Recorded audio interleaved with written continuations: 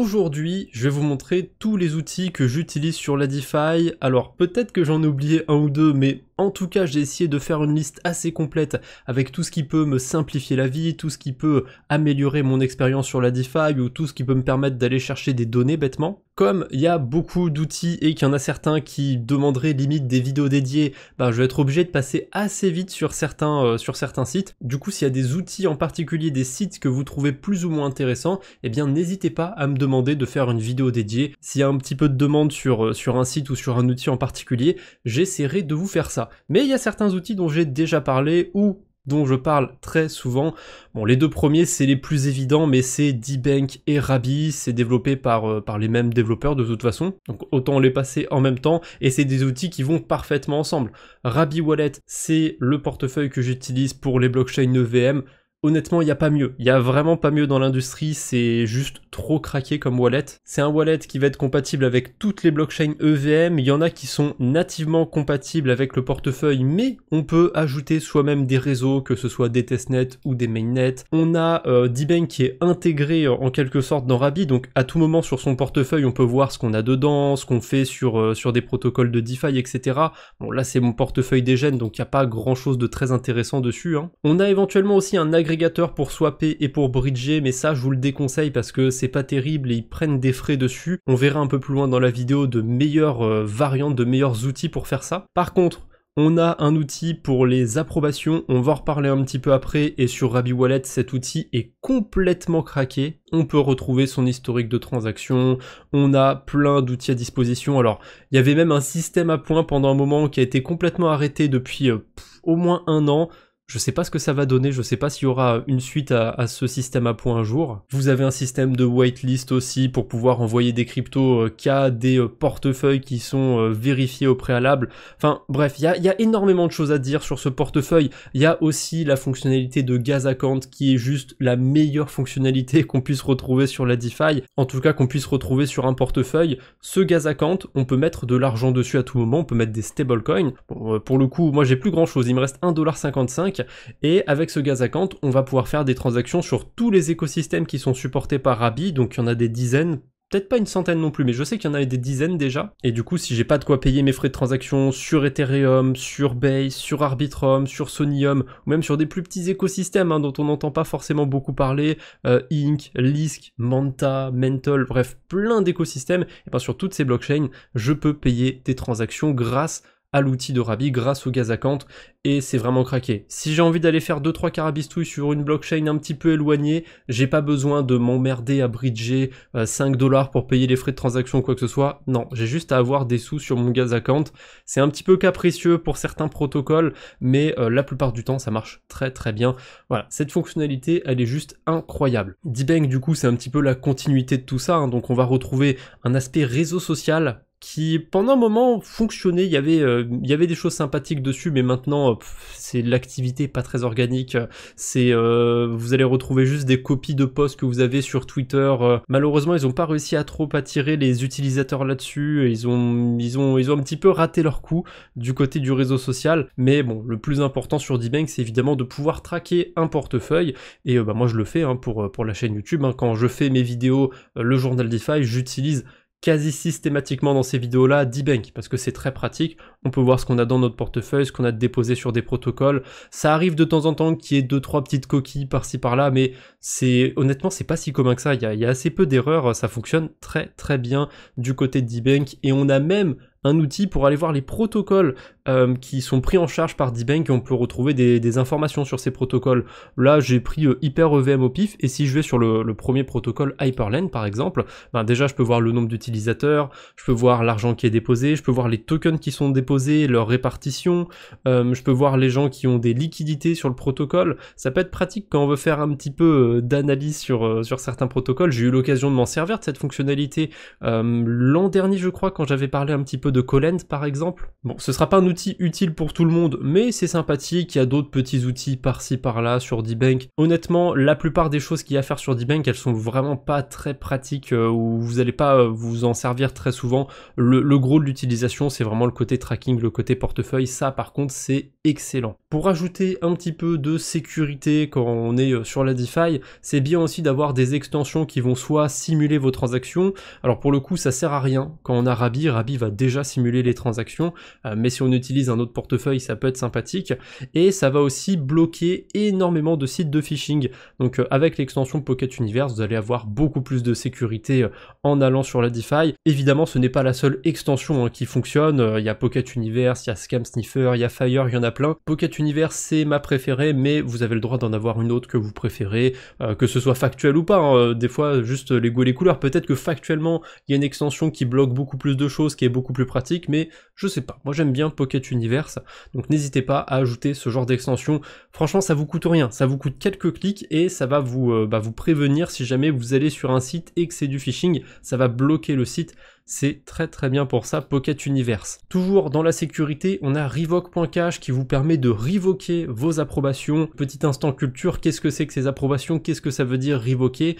Si vous utilisez la DeFi, vous avez probablement l'habitude, quand vous allez sur Index pour échanger des tokens, vous allez devoir l'approuver avant de pouvoir l'échanger et ensuite vous pouvez faire votre swap. Et bien cette approbation, concrètement, ça autorise le protocole à piocher dans votre portefeuille et de temps en temps, on se rend pas compte, sur Rabbi, on peut modifier ça, on a l'information qui est affichée en clair, on peut décider en fait de quelle approbation on va donner au protocole. Si je veux échanger par exemple 100 USDC, j'ai pas trop d'intérêt d'approuver 1 milliard, 2 milliards, 2 milliards d'USDC. On est d'accord. Parce que si un jour le protocole que j'ai approuvé, eh bien, il se fait hacker, il y a des chances que cette approbation, il puisse s'en servir à mauvais escient, on va dire. Là, actuellement, je vois qu'il me reste des USDC sur Avalanche sur mon portefeuille, j'en ai 110, et j'ai une approbation illimitée sur Uniswap. Sait-on jamais, c'est quand même pas toujours prudent de laisser des approbations comme ça avec des montants illimités. Donc vous avez Revoke.cash qui fonctionne très bien pour ça, mais honnêtement, je préfère largement l'outil de Rabbi Wallet. On peut trier soit par smart contract, soit par token. On peut rechercher par exemple USD pour avoir essentiellement des stablecoins. Alors il y en a certains où il n'y a pas USD dans le nom, mais pour la plupart il y a USD. On peut trier par blockchain.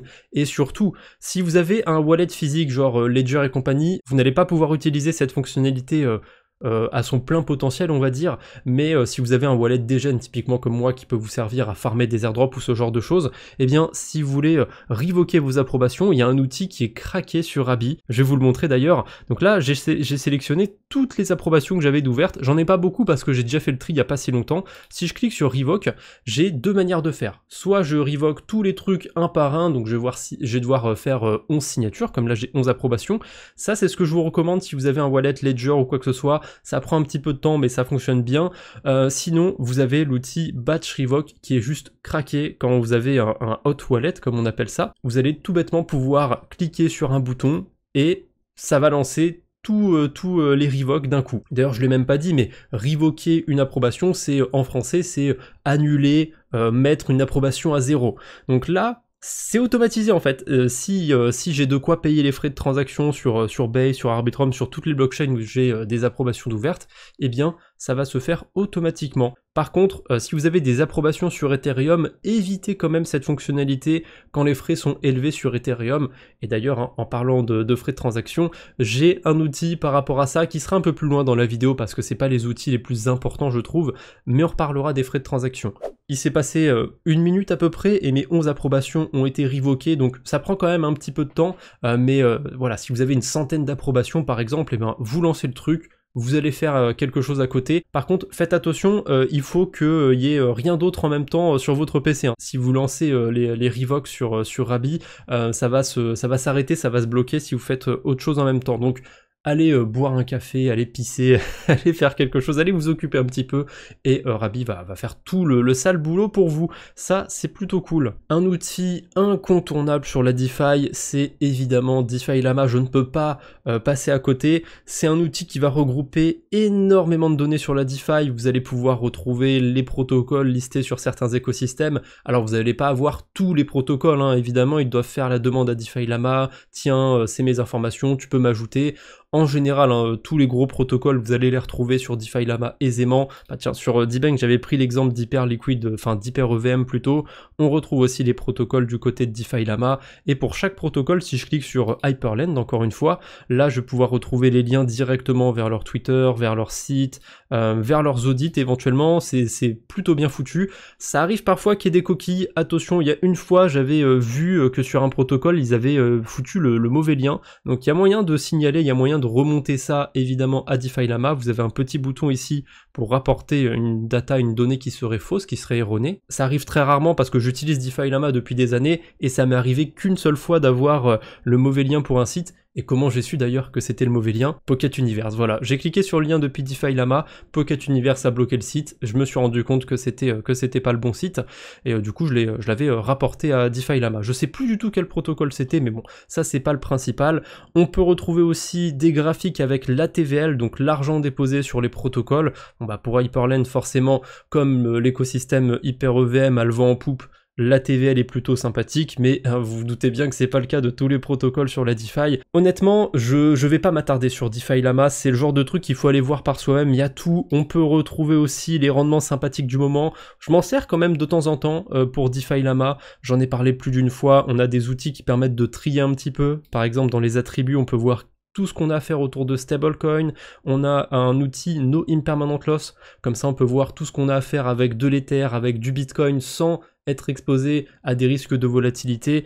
Enfin voilà, il y a plein d'outils de partout du côté de DeFi Lama. Allez faire un tour, soyez curieux, il y a énormément de données, on peut voir les volumes sur des écosystèmes, on peut voir les volumes sur les bridges, on a une section avec les hacks, on a une section aussi avec les levées de fonds, mais on a mieux pour ça, on en reparlera. Il y a 2 ans, ça date un petit peu, j'avais fait une vidéo sur DeFi Lama. Elle est encore un peu d'actualité, il y a encore des trucs qui... DeFi Lama n'a pas tant changé que ça depuis 2 ans, mais ils ont rajouté des choses, il y a quelques trucs qui ont bougé, donc la vidéo peut servir, en plus elle dure moins de 10 minutes, si vous avez envie d'en savoir plus sur DeFi Lama, n'hésitez pas, mais je pense que ce serait bien que je remette à jour cette vidéo, que je refasse une version 2025 où, bon là on est déjà en juillet, peut-être que je pourrais attendre le début 2026 pour refaire une vidéo sur DeFi Lama, on verra bien, comme ça je pourrais la titrer genre guide DeFi Lama 2026, ça prendra 12 mois avant de se périmer, alors que là si je fais guide 2025, vous voyez ça va se périmer dans quelques mois. Ensuite, on enchaîne avec des outils qui vont permettre d'échanger des tokens, des cryptos,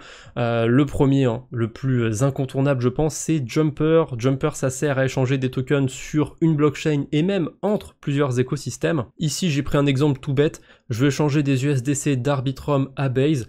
Eh bien, Jumper, il va regarder plusieurs bridges, plusieurs agrégateurs qui permettent de faire ça. Dans le lot, on retrouve Relais, par exemple. Je cite Relais en particulier parce que je l'ai aussi mis de côté à part. Relais, ça peut être sympa à utiliser parce qu'il y a certaines blockchains qui sont disponibles sur l'interface de Relais, mais qui sont pas sur Jumper.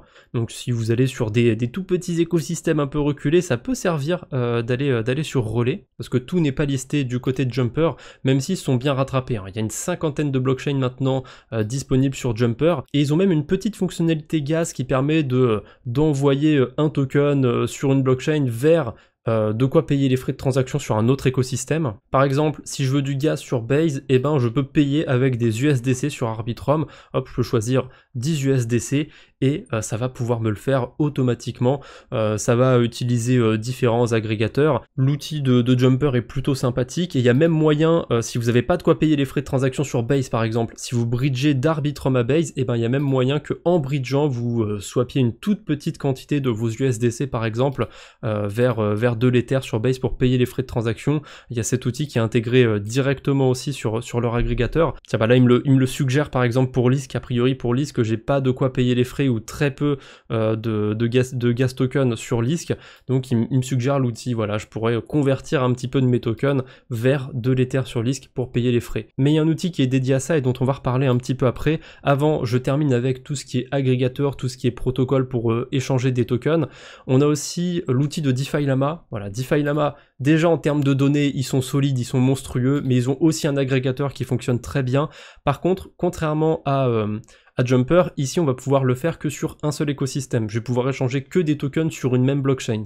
Par exemple de l'USDC vers de l'Ether sur Arbitrum ou n'importe quoi sur d'autres écosystèmes. Il n'y a pas tant de blockchains que ça qui sont listées du côté de DeFi Lama, mais voilà, les écosystèmes principaux, Arbitrum, Ethereum, Base, Avalanche éventuellement, Unichain, Sonic, en ce moment on en entend un petit peu parler de ces deux écosystèmes, bah voilà, tout ça c'est listé sur l'agrégateur de DeFi Llama. Et comme Jumper, ils ont aussi un truc qui s'appelle Gas Refuel qui permet d'échanger de quoi payer les frais de transaction d'une blockchain à une autre, mais j'ai un meilleur outil pour ça, donc hein, chaque chose en son temps. On a Squid qui peut être sympathique de temps en temps. La particularité de Squid, c'est qu'il est pas mal compatible avec l'écosystème Cosmos. Alors ça va servir du coup pour ceux qui ont envie de faire des carabistouilles sur ce genre d'écosystème, donc sur Cosmos, sur Osmosis, etc.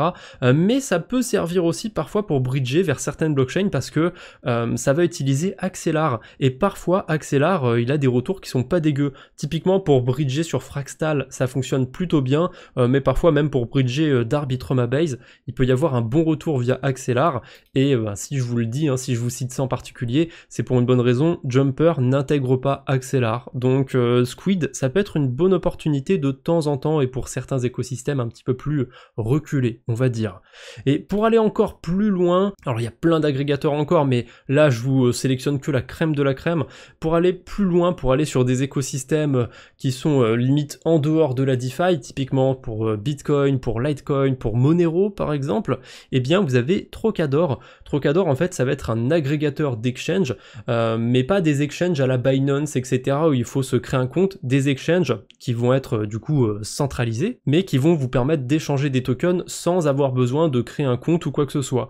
Donc si j'ai des USDC par exemple sur Solana, eh ben je peux utiliser Trocador pour comparer plusieurs exchanges, plusieurs places de marché pour récupérer des Monero. Alors j'ai pris cet exemple en particulier parce que on a un retour un petit peu en ce moment de Monero, je sais pas trop ce qui se passe sur cet écosystème, mais évidemment on peut faire ça avec plein d'autres tokens, on peut faire ça pour Bitcoin, on peut faire ça pour Ethereum, on peut même rester sur des blockchains qui sont sur la DeFi, hein. On peut le faire pour vraiment plein d'écosystèmes, plein de tokens. Par contre, hein, si vous voulez rester sur un cadre DeFi, on va dire, hein, pour, je sais pas, échanger des USDC d'Arbitrum vers des tokens Solana, je pense que ce sera beaucoup mieux de passer par Relais ou de passer par Jumper.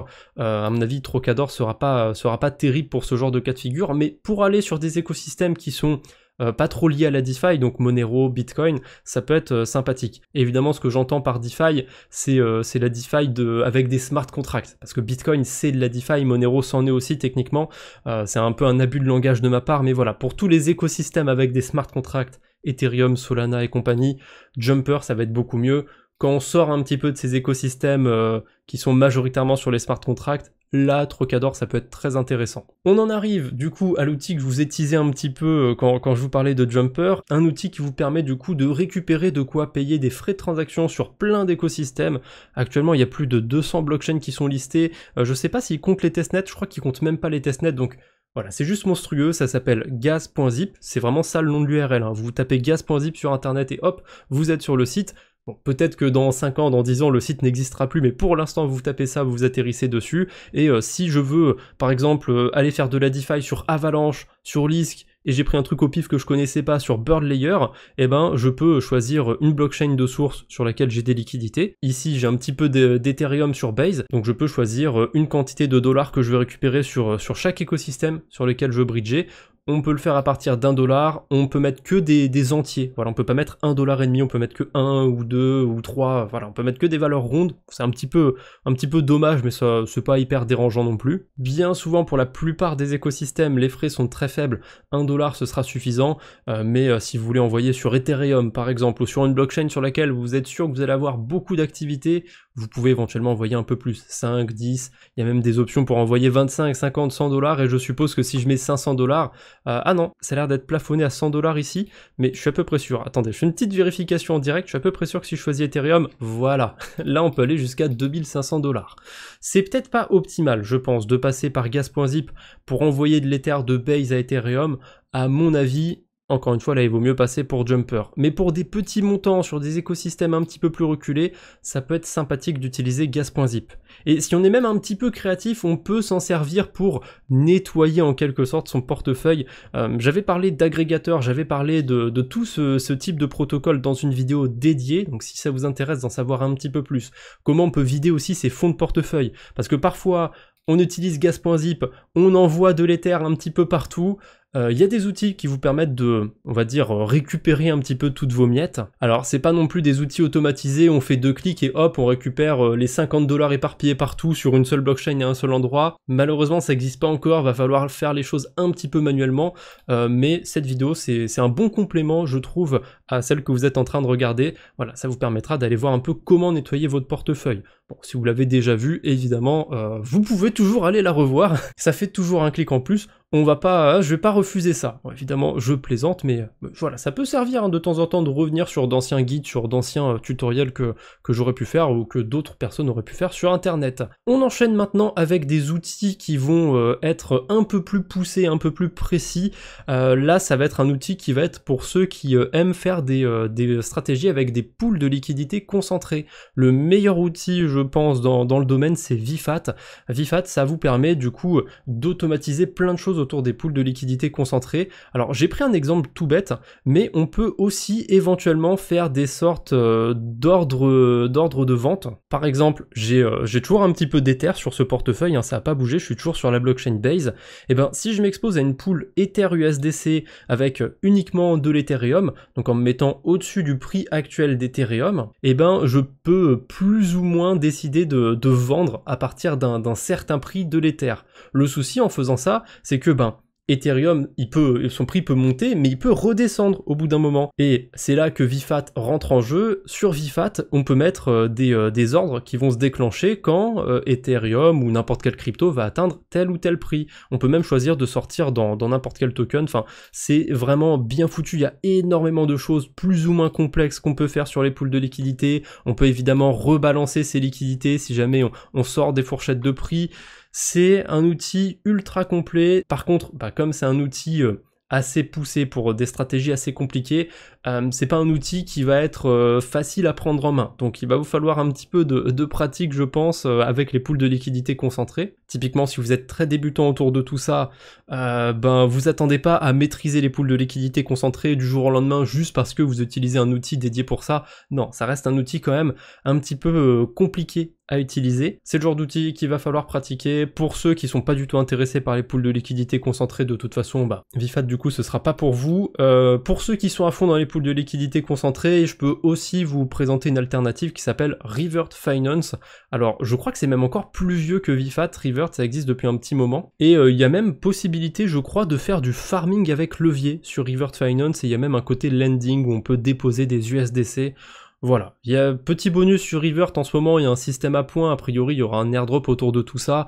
Je le mets vraiment en bonus dans la vidéo, hein, Revert Finance, mais pour le coup j'ai pas farmé l'airdrop, je crois pas avoir de points en particulier sur Revert. En tout cas pour ceux qui sont à fond dans les pools de liquidité concentrés, ça peut être un protocole à regarder, à surveiller.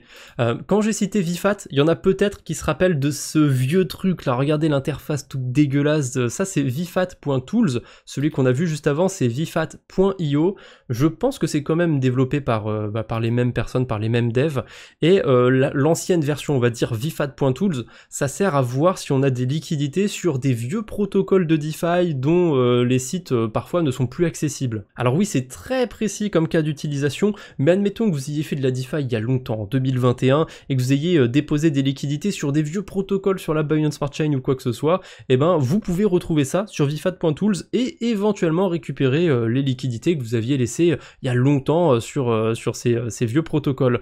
Là j'ai pris un protocole au pif sur la blockchain Core, j'ai pris Archer Swap, et je crois pas avoir grand chose, je crois que j'ai rien sur ce portefeuille, sur ce protocole, mais je reprends mon exemple, hein, quelqu'un qui aurait utilisé la DeFi en 2021 sur la Binance Smart Chain, il y avait tellement de choses à l'époque, je vais faire un petit CTRL F, mais si vous avez utilisé, allez, PantherSwap par exemple, ça date, hein, ça rappelle de vieux souvenirs. Sait-on jamais, peut-être qu'il y en a parmi vous qui ont des liquidités sur des vieux DEX comme ça qui existent plus, qui sont plus d'actualité depuis des années, et voilà, on sait jamais. Sur vfat.tools, vous choisissez le DEX en question. Petit CTRL F, c'est pratique, hein, ça sert à chercher des noms de protocoles comme ça, si vous en avez un en tête. Ou même parfois, je reviens sur DBank. DBank, parfois, il va pouvoir vous montrer des informations, que vous avez des liquidités par exemple sur un protocole. Alors des vieux protocoles de 2021, il y a moyen que ce soit plus pris en compte par DBank, mais parfois il y a des protocoles que DBank va reconnaître, et dont l'interface utilisateur n'existe plus, ne fonctionne plus. Je me demande si je vais sur l'onglet protocole, est-ce qu'il connaît, est-ce qu'il traque encore PanterSwap par exemple? À mon avis, il traque plus PanterSwap, c'est trop vieux, c'est mort depuis trop longtemps. Et ben même pas, je dis des bêtises, regardez, il traque encore PanterSwap. Donc si vous avez des vieux portefeuilles, peut-être que vous avez quelques liquidités qui traînent sur des vieux protocoles, et ben vifat.tools, ça peut vous servir à récupérer tout ça. Quand vous allez sur un protocole en particulier, que vous connectez votre portefeuille, eh bien j'attends que ça charge, je vais vous montrer ce qu'on peut faire. En tout cas, là, je peux dire qu'il m'a trouvé une 50aine de poules de liquidité. Il va charger toutes les informations et sur ces poules de liquidité, je vais pouvoir retirer mes liquidités, récupérer éventuellement des récompenses si j'avais farmé à l'époque. Bon, le token Panther, il vaut que dalle aujourd'hui, donc bon, les récompenses, pas sûr qu'elles soient intéressantes à récupérer. On peut même encore staker, déposer des liquidités sur le protocole. Bon, ça vaut mieux pas. Ça pue la mauvaise idée, évidemment. Et voilà, c'est à peu près tout. Hein, pas grand chose de plus à dire sur cet outil, ça va vraiment pas servir à grand monde, hein. Ça va être pour les vieux de la vieille de 2021 typiquement, mais on sait jamais, gardez-le quand même en tête cet outil, peut-être qu'il y a des protocoles que vous utilisez aujourd'hui et qui dans 6 mois, dans 1 an ne seront plus du tout utilisables, et dans ce cas-là, bah, ça peut servir vifat.tools, ou même parfois ça arrive qu'il y ait des problèmes, que certains protocoles, ils aient un souci avec leur nom de domaine, et bah, du coup le site n'est plus accessible pendant quelques heures, quelques jours.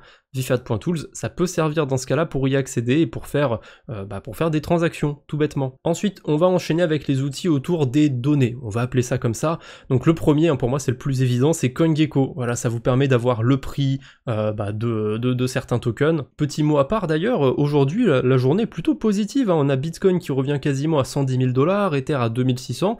Ouais, il y a des journées plus sympathiques que d'autres sur le marché crypto.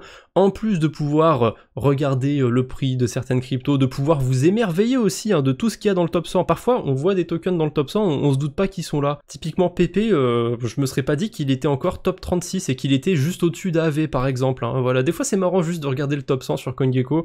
Il y a des trucs un peu absurdes. Mais un truc qui est pas du tout absurde et qui est même très utile, c'est la fonctionnalité qui vous permet de faire un suivi de portefeuille. Je m'en sers pour la chaîne YouTube, pour le journal DeFi. Vous avez même probablement déjà vu cette page, hein, parce que j'en parle de temps en temps. Quand je fais un épisode sur le journal DeFi, ça m'arrive de passer sur CoinGecko et de montrer mon suivi de portefeuille. D'ailleurs, actuellement, ça se passe plutôt bien, c'est stable depuis le début de l'année, mais je suis quand même plutôt content, hein, du parcours que j'ai fait depuis ces années sur YouTube.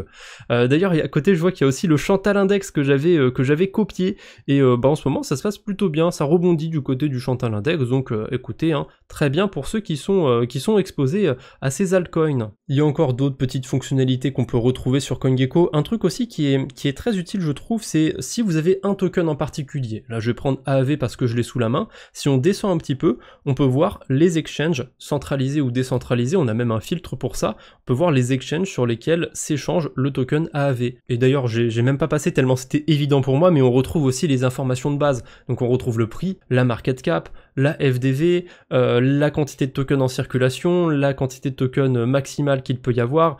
On retrouve même éventuellement d'autres informations. Là, comme c'est AAV, on peut voir la TVL du protocole. Enfin, CoinGecko, c'est un outil un peu incontournable quand on fait un minimum de DeFi. Un autre outil qui va être incontournable, ça va être DexScreener ou éventuellement Gecko Terminal. Donc, Gecko Terminal, ça va être l'outil de CoinGecko. Et c'est quoi la différence en fait? Je vous ai déjà montré CoinGecko. Là, c'est quoi? C'est juste on a une version plus détaillée avec des graphiques ou quoi que ce soit. Non, c'est un peu plus compliqué que ça, évidemment. Gecko Terminal et DexScreener, ça permet d'avoir le graphique de certains tokens, mais c'est des tokens qui vont pas forcément être listés sur CoinGecko, ou alors en tout cas on va pouvoir regarder directement des choses on-chain. Là j'ai pris le CBBTC par exemple sur Aerodrome, et d'ailleurs si je tape le CBBTC, je peux voir les informations qu'il y a sur une pool de liquidité sur Aerodrome, mais aussi sur PancakeSwap, sur Uniswap, sur d'autres DEX.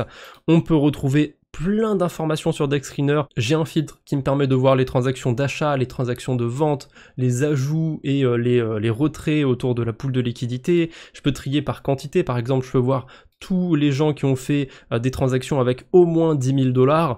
Ça peut être utile sur certains tokens pour faire un petit peu de l'analyse, pour voir s'il n'y a pas des baleines qui font des choses pas très organiques autour de certains tokens.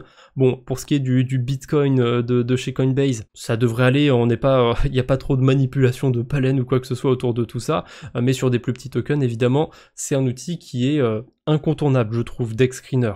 La variante du coup de CoinGecko, Gecko Terminal, elle est pas mal aussi, mais je suis très attaché à DexScreener. Je trouve que DexScreener est un peu imbattable, mais c'est bien de temps en temps de connaître des outils similaires, parce que si jamais DexScreener demain il ferme ou si le site ne fonctionne pas, ça peut être bien d'avoir une alternative. Il y a plein d'alternatives à CoinGecko, la plus connue c'est CoinMarketCap, mais je suis pas très fan de CoinMarketCap, vraiment je préfère CoinGecko. Si CoinGecko demain il fonctionne plus, eh ben je vais attendre qu'il refonctionne, et en attendant j'irai pas sur CoinMarketCap ou quoi que ce soit, voilà. Je me dirais, bon tant pis, aujourd'hui faut pas aller voir le prix de Bitcoin ou quoi que ce soit, on attendra demain. Quelques outils pour les plus geeks d'entre vous, on a BitInfoCharts qui permet d'avoir plein d'informations autour de la blockchain Bitcoin, Ethereum, on a même XRP, Litecoin, Monero par exemple, et là on va avoir des données assez précises. Par exemple, on peut voir l'historique des frais de transaction sur Bitcoin, sur Ethereum aussi, on peut même voir la moyenne, la médiane, on peut aussi avoir un graphique avec le nombre de transactions par jour sur Bitcoin,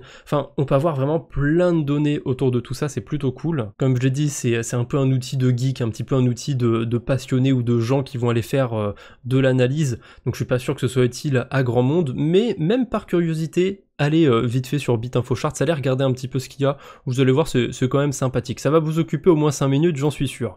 On a Etherscan, et d'ailleurs je vais mettre la version nuit, voilà, je préfère toujours les versions nuit sur les protocoles. Etherscan qui est incontournable si vous utilisez Ethereum, pour la simple et bonne raison qu'on va pouvoir retrouver plein de choses dessus. On a un gas tracker, donc on peut voir le prix des frais de transaction. En ce moment c'est pas très utile parce que les frais sont globalement faibles sur Ethereum, peu importe la période de la journée, même si on le voit, on a un historique, des fois ça monte un petit peu, globalement ça va monter en fin de journée, en après-midi, mais voilà, le matin c'est très calme. On peut aussi traquer des portefeuilles, rentrer des transactions pour aller voir les informations autour de tout ça, mais évidemment là on aura les données un peu brutes, ça va pas être comme sur DBank où là sur DBank on a tout qui est traduit en quelque sorte, on a tout qui est simplifié. Là sur Etherscan vous aurez toutes les données brutes. Pour ceux qui sont un petit peu plus curieux, je pense que Etherscan et les variantes sur d'autres écosystèmes évidemment, parce que là c'est pour Ethereum, mais on a une variante pour Base, pour Arbitrum et pour plein d'écosystèmes, il y en a même une pour Solana, pour Aptos, pour Sui. Là j'ai pris Etherscan pour imager parce que il fallait bien imager, mais j'allais pas mettre de côté 10 onglets différents avec 10 blockchains différentes.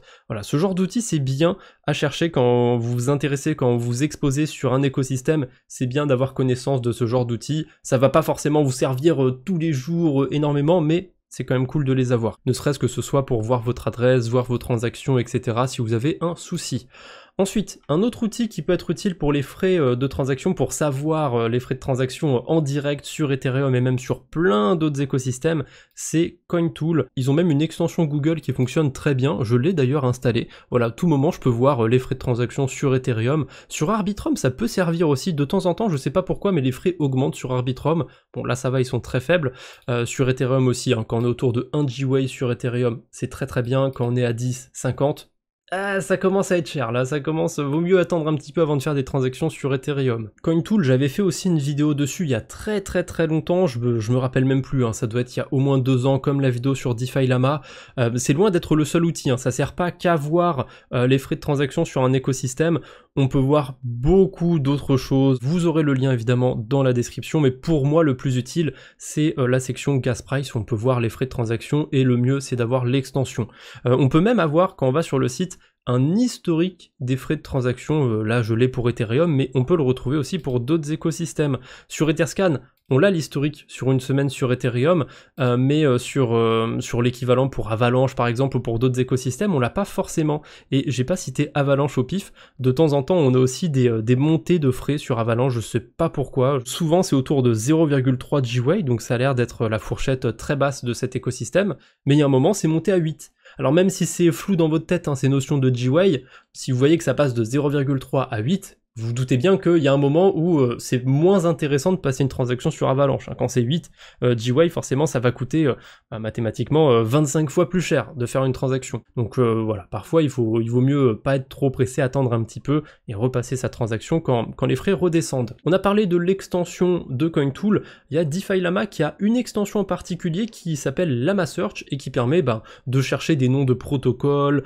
même de certaines collections de NFT ou quoi que ce soit, et d'aller directement sur ces sites parce qu'ils ont un outil qui répertorie tout ça. Et si je veux aller sur AAV par exemple, et ben au lieu d'aller le chercher sur Google, je peux le rentrer sur Lama Search et aller sur AAV, ça fonctionne très bien. Pourquoi ne pas chercher directement AAV sur Google ou sur votre navigateur? Et ben parce que parfois on a des sites de phishing qui vont usurper l'identité d'AAV et qui vont souvent apparaître dans les liens sponsorisés, donc qui vont être en premier sur la page. Sur ce navigateur, normalement j'utilise encore DuckDuckGo. Sur DuckDuckGo c'est encore pire parce que bien souvent il y a des faux sites qui vont être listés avant le vrai site. Là j'ai bêtement cherché AAV sur DuckDuckGo et on voit que le vrai AAV, hein, AAV.com, et ben a priori il est en 3e au-dessus. On voit un site qui a rien à voir et un site qui a un faux site AAV. On voit hein, le nom de domaine ici c'est a-ve-v2.com. C'est pas ça le nom de domaine d'AAV. D'ailleurs si je clique dessus, ça va peut-être me permettre de vous montrer que Pocket Universe fonctionne bien. On va voir ce qui se passe. Si je clique sur ce faux AAV, est-ce que ça m'emmène dessus ou est-ce qu'il est flagué, est-ce qu'il est reconnu par Pocket Universe? Ah non, c'est pas Pocket Universe qui l'a flagué, mais c'est Scam Sniffer. J'avais oublié que j'avais aussi mis Scam Sniffer sur mon navigateur. Bah oui, tant qu'à faire, Pocket Universe, ils ont leur liste de sites blacklistés, Scam Sniffer, ils ont aussi leur liste. Autant optimiser et avoir les deux listes en même temps. Voilà, là c'est Scam Sniffer qui a bloqué le site. Vous voyez, ça marche très très bien. Là, si j'avais fait ma recherche toute bête sur Google, que j'aurais été sur ce faux site AAV, qu'est-ce qui se serait passé?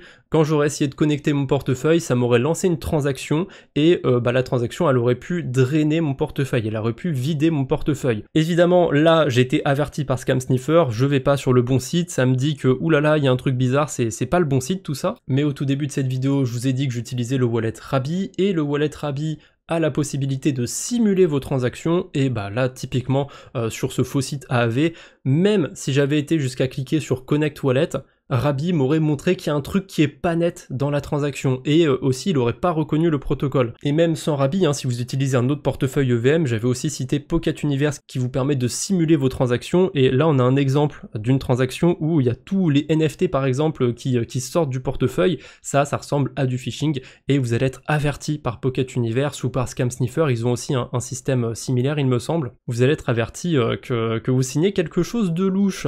Donc c'est des outils vraiment incontournables, Scam Sniffer, Pocket Universe, le wallet Rabby éventuellement, et cette extension aussi, Lama Search. Alors, elle est pas très douée, je trouve, pour les protocoles récents, mais pour les gros protocoles, c'est incontournable. Voilà, vous voulez aller sur AAV, vous utilisez Lama Search, ça fonctionne très bien. Ou alors, vous mettez aussi les protocoles que vous utilisez souvent dans vos favoris.